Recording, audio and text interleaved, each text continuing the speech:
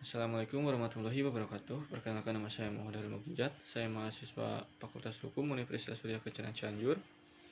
Di sini saya akan mereview kembali mata kuliah Hukum Pidana Lanjutan yang disampaikan oleh Profesor Dr. Haja Heni Nuraini SHMH beserta asisten dosen Dr. M. Rendi Aridhayadi SHMH, yaitu materi tentang konkursus.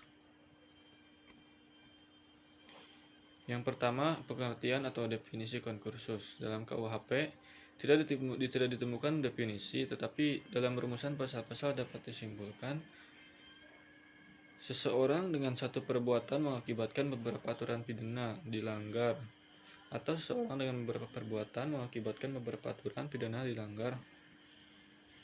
Di antara perbuatan tersebut, hakim belum pernah menjatuhkan putusan atau vonis yang telah mempunyai kekuatan hukum yang pasti tetap. Jaksa atau penuntut umum dalam melakukan penuntutan perkara-perkara tersebut harus secara sekaligus dan bersamaan. Yang selanjutnya, pengaturan perbarengan. Diatur dalam buku 1 KUHP bab 6 pasal 63 sampai 71. Yang pertama, perbarengan peraturan atau konkursus idealis diatur dalam pasal 63 KUHP. Sedangkan perbuatan berlanjut atau poltergeist handling diatur dalam pasal 64 KUHP. Selanjutnya, perbarengan perbuatan atau konkursus realis diatur dalam pasal 65 sampai 71 KUHP. Konkursus idealis dan konkursus realis adalah bentuk konkursus murni, sedangkan perbuatan berlanjut atau poltergeist handling adalah bukan bentuk konkursus murni.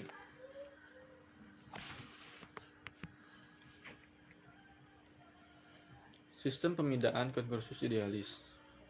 Perbarengan peraturan atau konkursus idealis pasal 63 KUHP.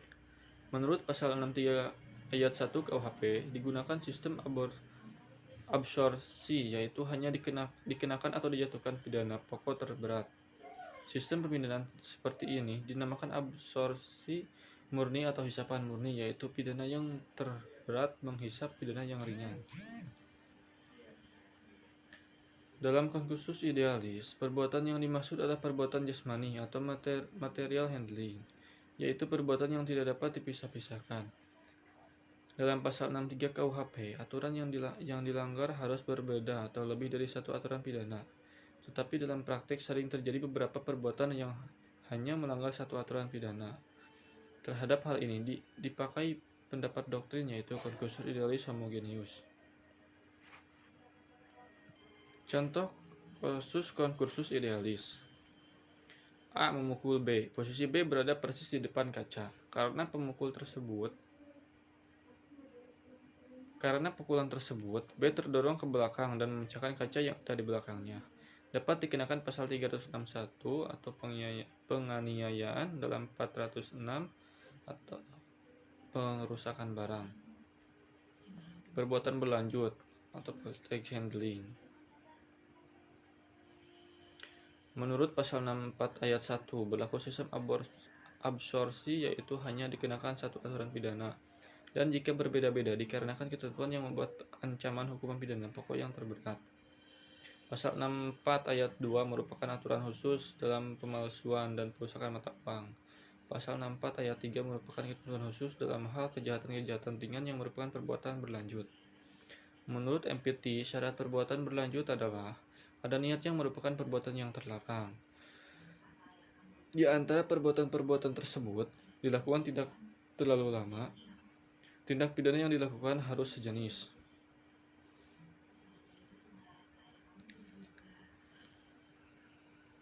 Contoh perbuatan berlanjut atau poltergeist handling.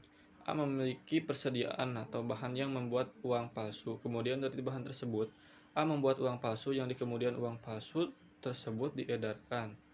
A dapat dijerat dengan pasal 250 tentang memiliki persediaan untuk meniru atau memasukkan mata uang. Lalu pasal 244 tentang meniru atau pemalsuan mata uang, dan pasal 245 mengedarkan upah. Pasal 250 6 tahun penjara, pasal 244 15 tahun penjara, pasal 245 15 tahun penjara, Apabila perbuatan A merupakan perbuatan berlanjut, maka A dikenakan ancaman maksimal 15 tahun penjara atau sistem absorpsi atau pasal 64 ayat 1 KUHP. Perbarengan perbuatan konkursus realis. Pasal 65 sampai pasal 71 KUHP, konkursus realis berupa kejahatan yang diancam pidana pokok sejenis, yaitu terhadap kejahatan-kejahatan. Pasal 65 yaitu hanya dikenakan satu pidana dengan ketentuan bahwa jumlah pidana maksimum tidak boleh lebih dari maksimum pidana terberat ditambah sepertiga. Absorpsi yang dipertajam atau diperdebat. Contoh kasus konkursus realis. Pada 2012 A melakukan pencurian dengan kekerasan. Terjerat pasal 365 pasal 1 KUHP. Pasal 2015. Pada 2015 A melakukan penganiayaan yang menyebabkan luka berat. Pasal 351 ayat 2 KUHP.